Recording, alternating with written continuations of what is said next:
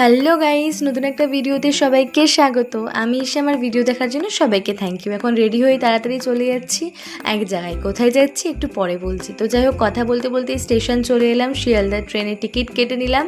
তার মধ্যেই ভাবছি এখানে জায়গাটা অনেক ফাঁকা আছে, 12-এর পর এখানেই একটা লেবু মালাই দোকান দিয়ে দেবো। নাহলে এমনি তো আমাদের আর পড়াশোনা হবে না, সামনে স্কুল আছে, ভালোই ইনকাম হয়ে যাবে।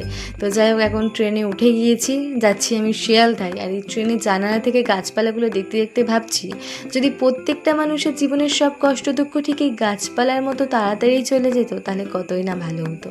তারপরে আমরা দুজনে বেলের আইসক্রিম নিয়ে নিলাম, সেটাকে খেতে খেতে শিয়ালদা স্টেশনে চলে এলাম।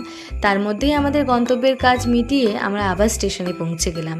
এখানে 8 ঘন্টার মধ্যে দাঁড়িয়ে থাকতে হবে। আমার দিদি একটু লেট করেছে, তার জন্য আমাকে এখন ভুগতে হচ্ছে। তার মধ্যেই আমি নিয়ে নিলাম লেবু মালাই, সেটা খেতে খেতে বাড়ি চলে এলাম। তো যাই হোক, ভিডিওটা এতটাই স্টপ করলাম। ভালো লাগলে লাইক, কমেন্ট, শেয়ার। টাটা।